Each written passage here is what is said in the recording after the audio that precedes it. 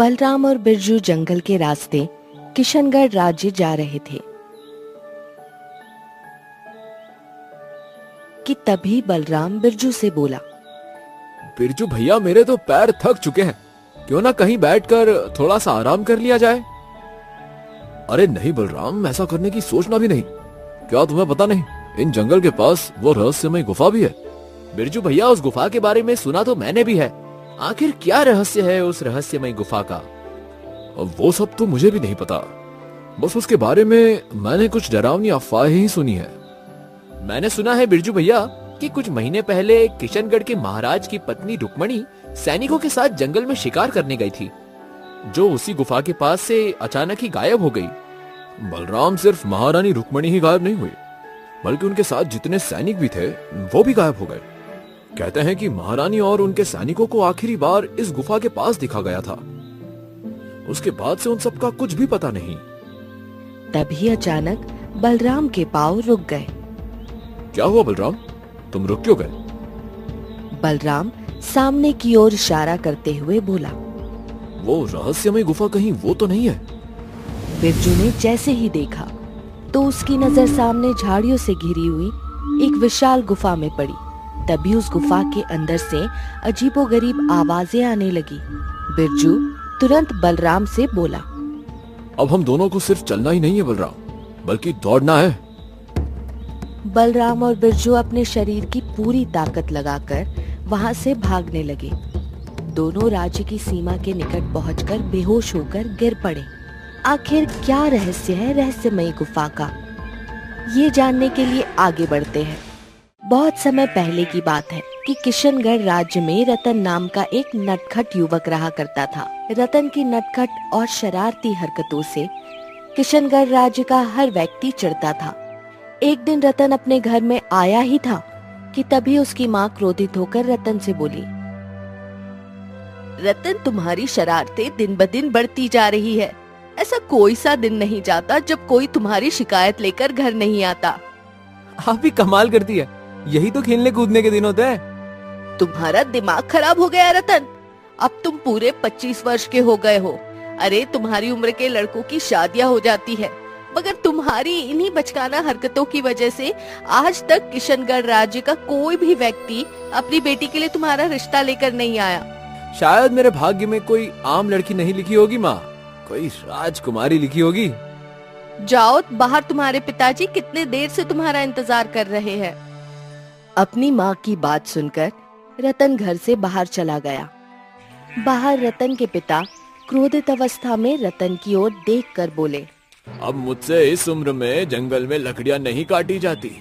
ये कुल्हाड़ी पकड़ो और जंगल से लकड़ियां काट कर लेकर आओ और अपनी इन शरारतों को खत्म करो और थोड़े गंभीर हो जाओ जीवन में।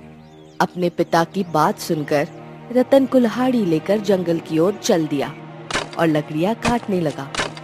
ढेर सारी लकड़ियां काटने के बाद रतन अपने आप से बोला, अरे बाप रे बाप, मैं तो बुरी तरह से थक गया। अब इन ढेर सारी लकड़ियों के गट्ठर को कौन उठाएगा? पिताजी इस भारी गट्ठर को घर तक कैसे लाते होंगे? तभी रतन की नजर गांव के मुखिया पर पड़ी, जो कि अपने नौकर से लकड़ियां कटवा रहा था। मुखिया को देखकर रतन मुस्कुराते हुए अपने आप से बोला, मुझे इन लकड़ियों के गट्ठर को उठाने की क्या आवश्यकता है? मुखिया का नौकर है ना। इतना बोलकर रतन तेज आवाज में कराहने लगा। रतन की कराहट की आवाज सुनकर मुखिया और उसका नौकर दौड़ते हुए रतन के पास आ गए। क्या हुआ रतन, तुम कराह क्यों रहे हो? क्या तुम्हें चोट लग गई है? क्या बताओ मुखिया जी, पिताजी ने मुझे लकड़ियां काट कर लाने को कहा था। मैं लकड़ियां काट रहा था कि अचानक कुल्हाड़ी मेरे पैर पर गिर पड़ी। मेरे पैर बुरी तरह से दर्द हो रहे हैं और अब मुझे समझ नहीं आ रहा है कि मैं लकड़ियों का गट्ठर घर तक कैसे पहुंचाऊं।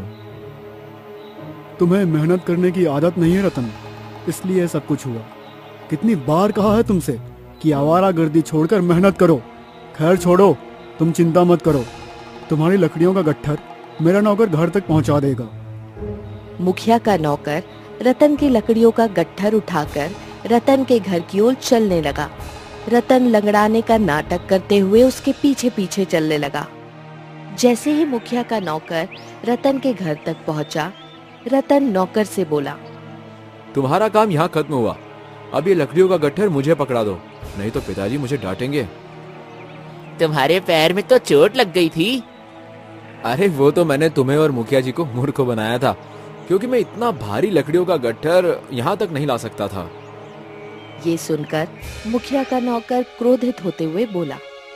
रतन, मैं तुम्हारी शिकायत मुखिया जी से करूंगा। इतना बोलकर मुखिया का नौकर सीधे मुखिया के पास जाकर सारी घटना बताते हुए बोला।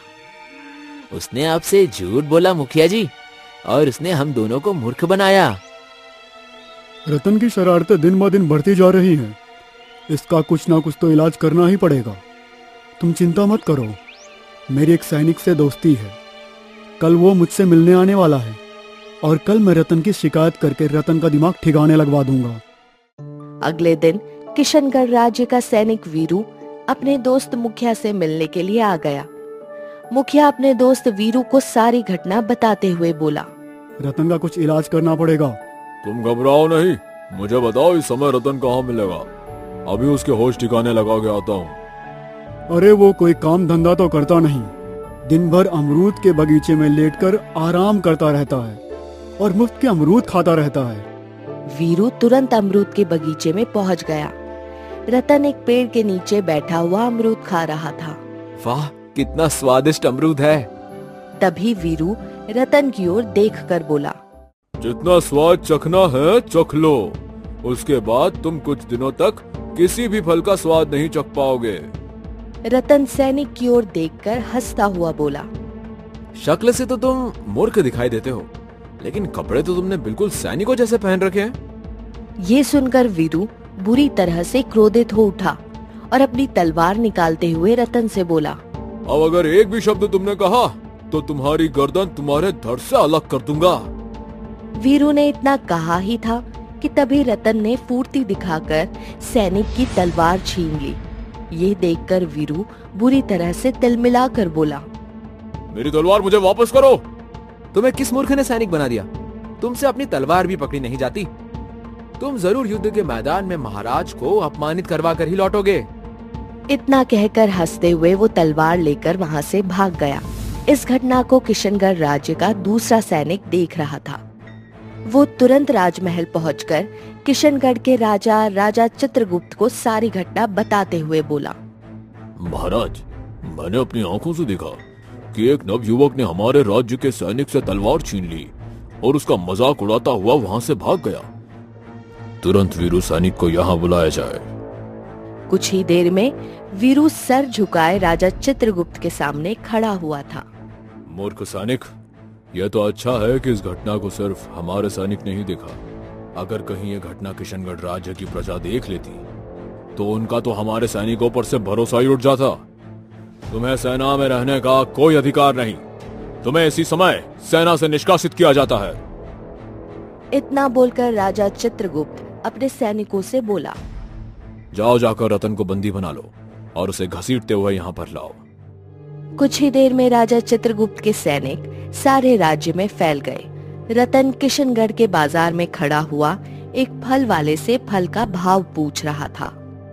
अरे भाई, ये सेब क्या भाव दे रहे हो? अरे जाओ रतन भैया, सेब खरीदोगे तो नहीं, चखने के नाम पर 2-3 सेब खा जाओगे और मेरा नुकसान करवा दोगे। मैं तुम्हारे रोज सेब चखता हूँ, मगर मुझे कोई स्वाद ही नहीं लगता। जिस दिन मेहनत करके धन कमाओगे ना और उस धन से इस सेब को खरीदोगे, विश्वास करो तुम्हें उस दिन ये सेब बहुत मीठा लगेगा। तभी वहाँ पर किशनगढ़ के सैनिक आ धमके। एक सैनिक रतन की ओर देखकर बोला। तुम्हें हमारे साथ राजमहल चलना होगा। क्यों? महाराज को क्या अपनी पुत्री से मेरा विवाह कराना है क्या? रतन की ये बात सुनकर दूसरा सैनिक क्रोधित होकर उस सैनिक से बोला।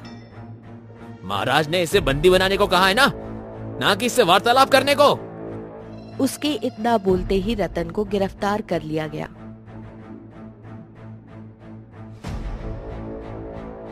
कुछ ही देर में रतन राजा चित्रगुप्त के सामने महल के अंदर खड़ा हुआ था। तभी रतन की नजर राजा चित्रगुप्त के बगल में बैठी हुई उनकी पुत्री राजकुमारी नीलम पर पड़ी। राजकुमारी नीलम को देखकर रतन अपने आप से बोला। राजकुमारी की सुंदरता के चर्चे तो मैंने सुन रखे थे, लेकिन वो इतनी अधिक सुंदर होगी, ये तो मैंने कभी सपने में भी नहीं सोचा था। तभी रतन के कानों में राजा चित्रगुप्त की आवाज टकराई। ऐसे खड़े खड़े मेरी पुत्री को क्या घूर रहे हो मूर्ख? क्या तुम्हें महाराज के सामने खड़े होने की भी तमीज नहीं? राजा चित्रगुप्त की बात सुनकर रतन मुस्कुराते हुए राजा चित्रगुप्त की ओर देखकर बोला, मैं कभी किसी राजा के सामने खड़ा नहीं हुआ, इसलिए मुझे नहीं पता कि उनके सामने कैसे खड़ा हुआ जाता है। मूर्ख लड़के, आम आदमी राजा के सामने सर झुकाकर खड़े होते हैं। तो फिर तो मुझे क्षमा कीजिए राजन, मैं अपना सिर ईश्वर के सामने झुकाता हूँ। और मुझे ये बताइए कि आखिर मुझे यहाँ पर बंदी बनाकर क्यों लाया गया है? तुमने हमारे सैनिकों की तलवार छीनी और उसका मजाक उड़ाया। तुम्हें उसका दंड मिलेगा, क्योंकि अगर ये बात किशनगढ़ में फैल गई तो हमारी सेना की बहुत ज्यादा बदनामी होगी और आम प्रजा में हमारे सैनिकों के प्रति डर और भय समाप्त हो जाएगा। राजा चित्रगुप्त की बात सुनकर रतन हंसता हुआ बोला, आपने सेना में मूर्खों की भर्ती कर ली है महाराज, और मूर्ख का मजाक ही उड़ाया जाता है। आप स्वयं बताइए, आपके सैनिक ने मुझे डराने के लिए तलवार निकाली और वो ये समझ नहीं पाया कि मैंने उसकी तलवार उसके हाथ से कब छीन ली। सोचिए महाराज, अगर वो सैनिक आपकी रक्षा के लिए होता तो आपको तो कोई 10 वर्ष का बच्चा भी पत्थर मारकर भाग जाता। रतन की बात सुनकर महल में बैठे हुए सभी लोग राजा चित्रगुप्त की ओर देखकर हंसने लगे। राजा चित्रगुप्त की बेटी भी अपने पिता की ओर देखकर हंसते हुए बोली, पिताजी, ये युवक तो आपसे बिल्कुल भी नहीं डर रहा। ऐसा लग रहा है जैसे कि राजा आप नहीं बल्कि ये हो। अपनी पुत्री की बात सुनकर राजा चित्रगुप्त बुरी तरह से क्रोधित होता हुआ रतन की ओर देखकर बोला, तुमने एक नहीं बल्कि 2 अपराध किए हैं। पहला अपराध, तुमने हमारे सैनिक की तलवार छीनी और उसका मजाक उड़ाया। दूसरा अपराध, महल में खड़े होकर तुमने महाराज यानी मेरा भी मजाक उड़ाकर अपमान किया। तुम्हें इसका दंड मिलेगा, और वो भी मृत्यु दंड। राजा चित्रगुप्त की बात सुनकर महल में सन्नाटा छा गया। महल में बैठे हुए सभी लोग रतन के चेहरे की ओर देखने लगे, मगर रतन के चेहरे पर डर का नामो निशान मौजूद नहीं था। ये देखकर राजा चित्रगुप्त आश्चर्य से रतन की ओर देखकर बोला, अजीब बात है, मृत्यु दंड का नाम सुनकर तो आम नागरिक रोने लगते हैं, क्षमा मांगने लगते हैं, लेकिन तुम्हारे चेहरे पर तो डर दूर दूर तक दिखाई नहीं दे रहा, बल्कि उल्टा तुम मुझे देखकर मुस्कुरा रहे हो। क्या मैं इसे तुम्हारा साहस समझ लूं या तुम्हारी मूर्खता?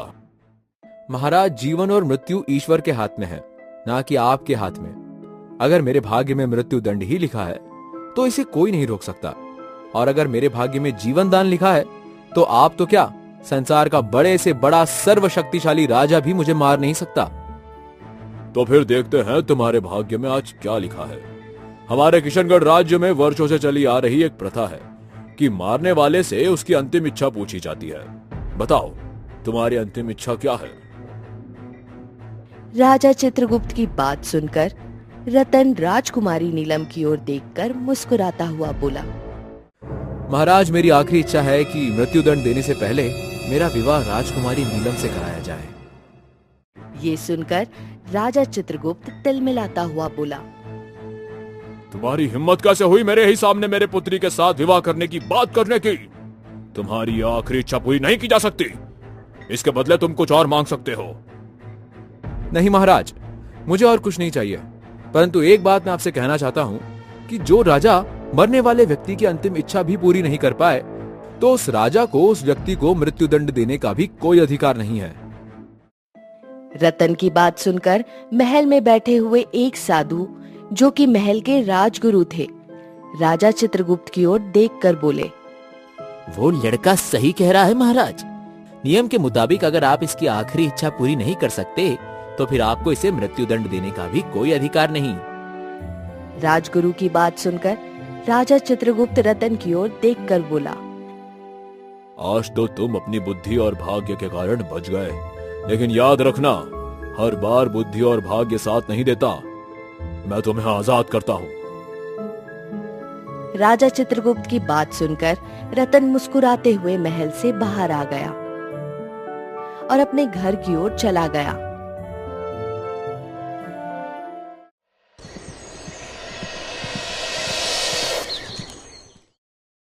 और राजकुमारी नीलम के ख्यालों में खो गया। रतन को चुप बैठा हुआ देखकर रतन की माँ रतन से बोली, क्या हुआ? वैसे तो तू सारे घर में शोर मचाए फिरता था, आज इतनी चुप्पी साधे हुए क्यों बैठा हुआ है? तभी रतन के पिता वहां आकर अपनी पत्नी से बोले, भगवान का शुक्र मनाओ कि आज ये जीवित बच गया, नहीं तो महाराज के हाथों मारा जाता। ये कैसी बात कर रहे हैं आप? सारे राज्यों में तुम्हारे पुत्र की ही चर्चा हो रही है। कैसी चर्चा? यही कि इसने किस तरह से महल में महाराज को अपमानित किया और कितनी बेशर्मी से महाराज से उनकी पुत्री का ही हाथ मांगा, जबकि इसे महाराज से क्षमा मांगनी चाहिए थी। अपने पिता की बात सुनकर रतन अपने पिता की ओर देखकर बोला, जिसे आप बेशर्मी कह रहे हैं पिताजी, उसे निडरता और बहादुरी कहते हैं। रहा सवाल क्षमा मांगने का, तो जब मैंने कोई गलती की ही नहीं तो क्षमा किस बात की मांगता? तुम्हें महाराज से उनकी पुत्री से विवाह की बात करने की क्या आवश्यकता थी? क्या तुम्हें अपने और उनके बीच का अंतर नहीं मालूम? अरे वो किशनगढ़ राज्य के राजा हैं और तुम एक मामूली कामचोर व्यक्ति जो अपने माता पिता को मेहनत करके 2 वक्त की रोटी भी नहीं खिला सकता। अरे तुमसे तो कोई आम लड़की भी विवाह नहीं करेगी और तुम राजकुमारी के साथ विवाह करने के सपने देखने लगे। अपने पिता की बात सुनकर रतन बुरी तरह से क्रोधित होकर बोला, सपने देखना कोई बुरी बात नहीं है पिताजी। हाँ, सपना देखकर अपने सपने को पूरा ना करना बुरी बात है। अब मैं इस घर में तभी कदम रखूंगा जब मैं राजकुमारी नीलम से विवाह कर लूंगा। इतना बोलकर रतन अपने घर से बाहर की ओर निकल गया। रतन अपने घर से बाहर निकलकर कुछ दिन ऐसे ही घूमता रहा। एक दिन वो थक हार कर चुपचाप एक बगीचे में बैठकर गहरी सोच में गुम हो गया कि तभी उसके कानों में एक स्त्री की आवाज टकराई, तुम यहाँ बैठे हो और मैं तुम्हें पागलों की तरह हर जगह तलाशती फिर रही हूँ। रतन ने जैसे ही पलटकर देखा तो उसके सामने एक सुंदर स्त्री जो कि राजसीय वस्त्र पहनी हुई थी, उसे देखकर मुस्कुरा रही थी। कौन है आप? मैं राजकुमारी नीलम की दासी हूँ। राजकुमारी ने आपके नाम एक संदेश भिजवाया है। कैसा संदेश? चलो मेरे साथ। सुंदर स्त्री रतन को बगीचे के सबसे घने वृक्ष के पास ले गई, जहाँ राजकुमारी नीलम बैठी हुई थी। राजकुमारी नीलम को देखकर रतन बुरी तरह से चौंकता हुआ बोला, ये तो राजकुमारी नीलम है। इनका इस तरह से सरेआम यहाँ पर बैठना खतरे से खाली नहीं है। तभी राजकुमारी नीलम रतन से बोली, चिंता मत करो, मैं सैनिकों के साथ यहाँ पर आई हूँ। कुछ देर के लिए मैंने अपने सैनिक यहाँ से हटा दिए हैं। मैं सिर्फ तुमसे मिलने के लिए यहाँ पर आई हूँ। मैं आपकी बात का मतलब नहीं समझा। तुम्हारी बहादुरी और निडरता ने मेरा दिल जीत लिया है रतन। मैं तुमसे प्रेम करने लगी हूँ। मैं तुमसे सिर्फ यही कहना चाहती हूँ कि अगर मैं विवाह करूंगी तो सिर्फ तुमसे करूंगी। इतना बोलकर राजकुमारी अपने दासी के साथ वहां से चली गई और रतन गंभीर होकर अपने आप से बोला, लेकिन महाराज राजकुमारी का विवाह मुझ जैसे साधारण व्यक्ति से क्यों करेंगे? राजकुमारी नीलम से विवाह करने के लिए मुझे या तो किसी राज्य का राजा बनना होगा या फिर बहुत अधिक धनवान बनना होगा, लेकिन कैसे?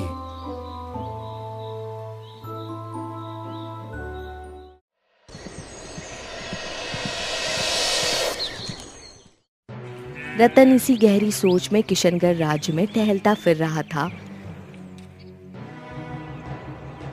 कि तभी उसकी नजर एक व्यक्ति पर पड़ी जो कि दिखने में किसी तांत्रिक की तरह दिखाई देता था।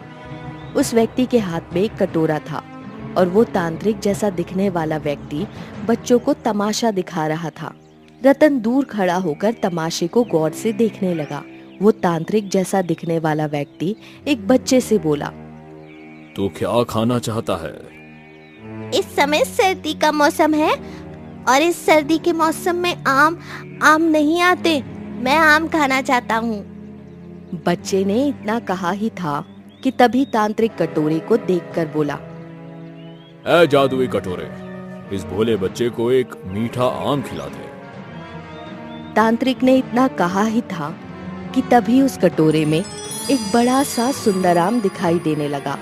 बच्चा आम देखकर खुश हो गया।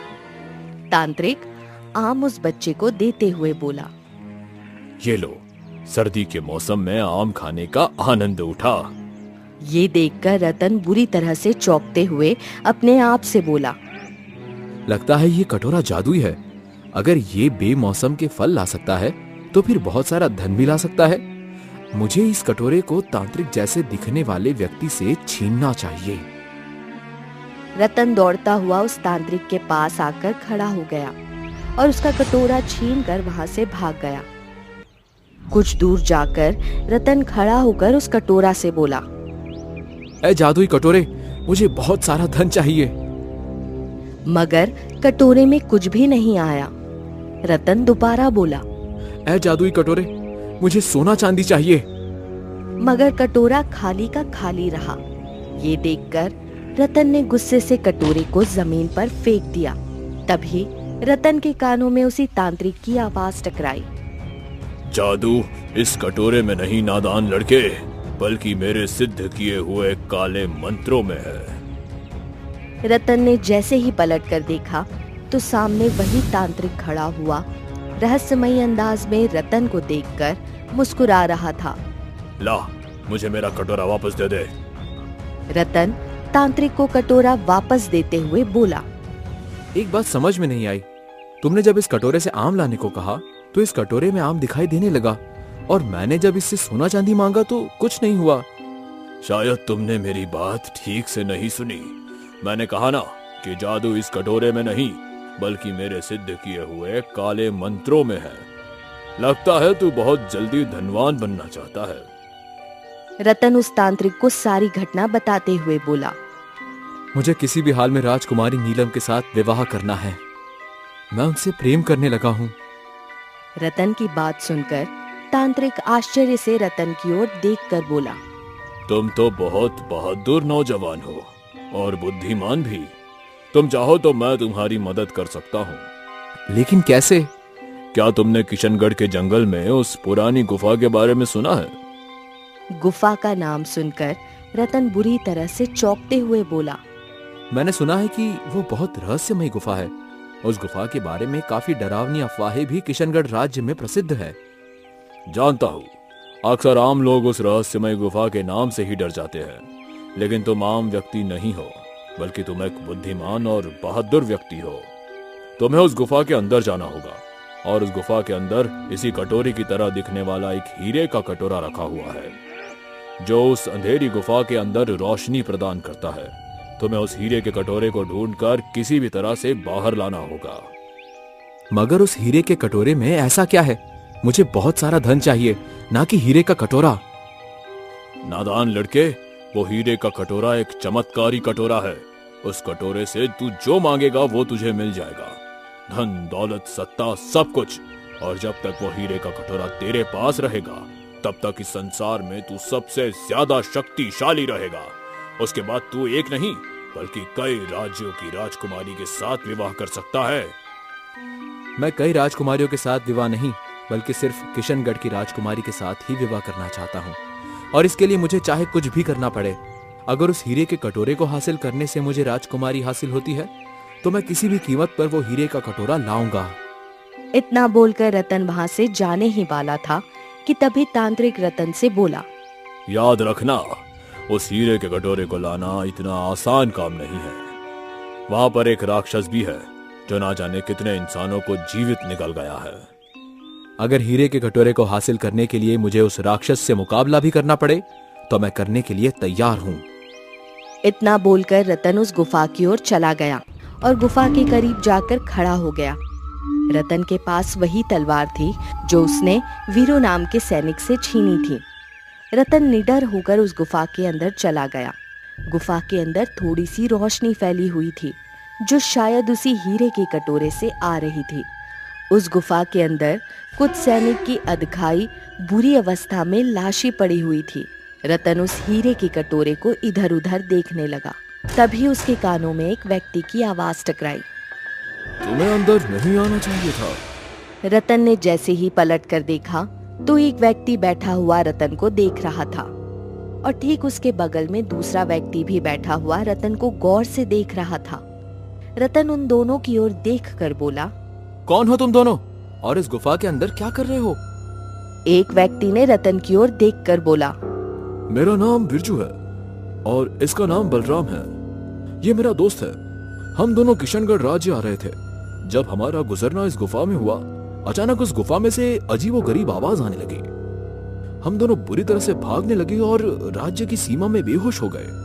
जब हमारी आंख खुली तो हमने स्वयं को इस गुफा के अंदर पाया। इस गुफा के अंदर एक भयानक राक्षस रहता है जो हर महीने एक इंसान को जिंदा खा जाता है। शायद आज मेरी बारी है। अगर ऐसी बात है तो तुम दोनों ने इस गुफा से बाहर भागने की कोशिश क्यों नहीं की? तभी बलराम रोता हुआ रतन से बोला, कोशिश की थी, लेकिन हम दोनों जैसे ही इस गुफा से बाहर जाने की कोशिश करते हैं, अचानक से हम अपने आप को फिर से इसी गुफा के अंदर पाते हैं, मानो कोई अदृश्य शक्ति हमें खींचकर यहाँ ले आती हो। तभी रतन के कानों में एक भयानक आवाज टकराई। बिरजू कांपते हुए बोला, लगता है वो राक्षस आ गया है। डरो मत, मैं तुम्हें कुछ भी नहीं होने दूंगा। तभी एक चील उड़ती हुई रतन के सामने बैठकर इंसानी आवाज में बोली, तुम एक राक्षस का मुकाबला नहीं कर सकते। तुम्हें उसकी मौत का राज नहीं मालूम। चील के मुंह से इंसानी भाषा सुनकर रतन आश्चर्यचकित होकर बोला, तुम तो एक चील हो, फिर तुम इंसानी आवाज में कैसे बात कर सकती हो? अभी ये बताने का समय नहीं है नौजवान। तुम्हें इस गुफा से बाहर भागना होगा। अपनी जान बचाना चाहते हो तो इस गुफा से भाग जाओ, नहीं तो बेमौत मारे जाओगे। तभी रतन के कानों में फिर से राक्षस की भयानक आवाज टकराई, वो तुम्हारे बहुत ही नजदीक आ रहा है। तुम शायद नहीं जानते कि उस राक्षस को वही मार सकता है जो मन का सच्चा हो और जो किसी से नहीं डरता हो, जो सैनिक भी ना हो मगर उसके पास सैनिक की तलवार हो। ये बात सिर्फ चंद लोग ही जानते हैं। तभी बिरजू चीखते हुए बोला, वो तुम्हारे ठीक पीछे है। रतन ने जैसे ही पलटकर देखा तो एक भयानक दिखने वाला मानव, जिसका आधा चेहरा जला हुआ था, उसे अपनी लाल आंखों से घूर रहा था। रतन ने तुरंत अपनी तलवार निकालकर उसके सीने में गाड़ दी। वो राक्षस एक भयंकर चीख के साथ वहीं ढेर होकर गिर गया। राक्षस के ढेर होते ही अचानक रंग बिरंगी किरणों के साथ वो चील सुंदर महिला में परिवर्तित हो गई।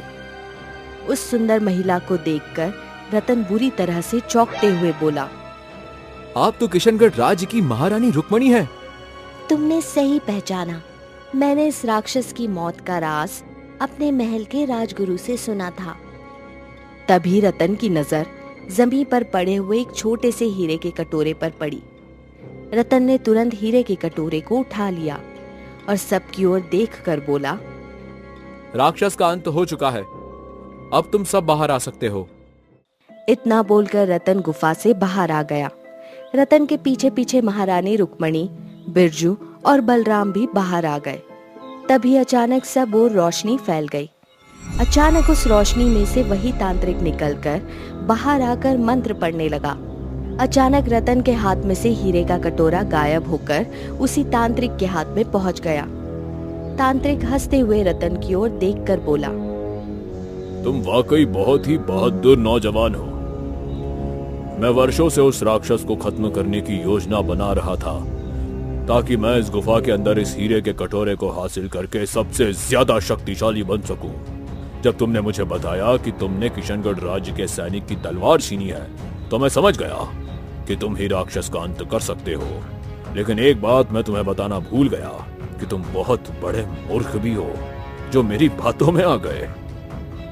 तभी महारानी रुक्मणी रतन की ओर देखकर बोली, इस तांत्रिक ने मुझे और मेरे सैनिकों को अपने जादू की शक्ति से इस गुफा के अंदर धकेल दिया था और इसने मुझे एक चील में परिवर्तित कर दिया था। उस गुफा के अंदर उस राक्षस ने सारे सैनिकों को मारकर खा लिया। रतन तांत्रिक की ओर देखकर बोला, लेकिन तुम ऐसा क्यों कर रहे थे? बरसों पहले उस राक्षस को एक साधु ने अपनी मंत्र शक्ति से गुफा के अंदर कैद कर दिया था। मैं उस राक्षस का मुकाबला नहीं कर सकता था। मैं जानता था कि अगर राक्षस को 1 महीने के अंदर अंदर उसे उसकी इंसानी खुराक नहीं मिली तो वो जादुई हीरे के कटोरे को भी खा जाएगा। इसलिए किशनगढ़ राज्य का कोई भी व्यक्ति जब भी इस गुफा के पास से गुजरता तो मैं अपने जादू की शक्ति से उसे गुफा के अंदर फेंक देता। और फिर एक दिन मेरी नजर महारानी और उनके सैनिकों पर इसी गुफा के पास पड़ी। मैंने अपनी जादू की शक्ति के जोर पर उनके सैनिकों को इस गुफा के अंदर ढकेल दिया और महारानी को एक चील में परिवर्तित करके इस गुफा के अंदर कैद कर दिया। क्योंकि बरसों पहले राजा चित्रगुप्त ने मुझे अपमानित करके अपने राज्य से बाहर निकाल दिया था। तब से ही भेष बदलकर राजा चित्रगुप्त से अपने अपमान का बदला लेने की सोच रहा था और मुझे मौका मिल गया। अब मैं राजा चित्रगुप्त को मारकर किशनगढ़ राज्य का राजा बनूंगा और फिर धीरे धीरे करके सारे संसार पर कब्जा कर लूंगा, क्योंकि अब मेरे पास ये जादुई हीरे का कटोरा है। तभी उस जादुई हीरे के कटोरे से एक इंसानी आवाज आई। मेरी जादुई शक्ति ऐसे काम नहीं करती तांत्रिक, क्योंकि मेरे दो दावेदार हैं, एक तू और एक वो जिसने मुझे इस गुफा से बाहर निकाला है। ये सुनकर तांत्रिक बुरी तरह से चौंकता हुआ जादुई कटोरे से बोला, तो फिर फैसला कैसे होगा कि तुम किसके पास रहोगे? अचानक तांत्रिक के हाथों में एक झटका लगा और वो जादुई कटोरा उसके हाथ से गिर गया। जादुई कटोरे के अंदर से फिर से एक इंसानी आवाज आई। तुम्हें दूसरे दावेदार से मुकाबला करना होगा, लेकिन याद रखना तुम इस मुकाबले में अपनी जादुई शक्तियों का प्रयोग नहीं कर सकते, क्योंकि तुम्हारी जादुई शक्तियां काम ही नहीं करेगी। तुम्हें एक आम इंसान की तरह मुकाबला करना होगा। जादुई कटोरी की बात सुनकर तांत्रिक क्रोधित भरी नजरों से रतन की ओर देखकर बोला, इस जादुई हीरे के कटोरे को हासिल करने के लिए अगर मुझे तुमसे बगैर जादुई शक्ति के मुकाबला करना पड़े तो मैं तैयार हूँ। इतना बोलकर तांत्रिक जैसे ही रतन के ऊपर हमला करने के लिए आगे बढ़ा, रतन ने एक जोरदार मुक्का तांत्रिक के मुंह पर जड़ दिया और तांत्रिक वहीं पर ढेर हो गया। वो जादुई हीरे का कटोरा रोशनी के साथ रतन के हाथ में आ गया और रतन से बोला, अब तुम जो चाहे मांग सकते हो। रतन जादुई हीरे के कटोरे की ओर देखकर बोला, मैं चाहता हूँ कि बिरजू और बलराम अपने घर पहुँच जाए और मैं और महारानी महल पहुँच जाए। रतन ने इतना कहा ही था कि बलराम और बिरजू वहाँ से गायब हो गए और रतन और महारानी रुक्मणी ने स्वयं को महल के अंदर पाया। अपनी पत्नी को देखकर राजा चित्रगुप्त पूरी तरह से चौंकता हुआ बोला, रुक्मणी, तुम कहाँ थी? मैंने तुम्हें कहाँ कहाँ नहीं तलाशा। रुक्मणी सारी घटना बताते हुए अपने पति से बोली, अगर आज रतन नहीं होता तो उस राक्षस का अंत होता और मैं हमेशा के लिए एक चील ही बनी रहती। तभी रतन ने उस जादुई हीरे के कटोरे की ओर देखकर कहा, मुझे इतना सारा धन चाहिए कि ये पूरा महल भर जाए। अचानक कटोरे के अंदर से सोने के सिक्के निकलने लगे। ये देखकर राजा चित्रगुप्त बुरी तरह से चौंकते हुए बोला, ये सब क्या है? अब तो मैं आपकी पुत्री के साथ विवाह करने के योग्य हूँ। मैं आपकी पुत्री के साथ विवाह करना चाहता हूँ राजन, और ये मैंने सिर्फ उसके प्रेम के खातिर ही किया है। तुमने साबित कर दिया कि प्रेम में बहुत शक्ति होती है, कि जो बड़ी से बड़ी विपत्ति का मुकाबला कर सकती है। तुमने मेरी पत्नी को मुसीबत से बचाया और उस राक्षस का खात्मा किया और उस तांत्रिक से सारे किशनगढ़ राज्य को बचाया। मैं अपनी पुत्री का विवाह तुमसे आज ही और इसी समय करवाऊंगा और मैं तुम्हें आने वाले कल का राजा घोषित करता हूँ। रतन का उसी दिन राजकुमारी नीलम के साथ विवाह हो गया। रतन राजकुमारी नीलम को लेकर सीधे अपने घर पर पहुंच गया।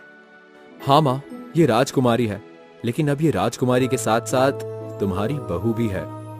चलो मेरे साथ, मैं तुम्हें और पिताजी को ले जाने आया हूँ। अब हम यहाँ नहीं बल्कि महल में रहेंगे, वो भी अपने महल में।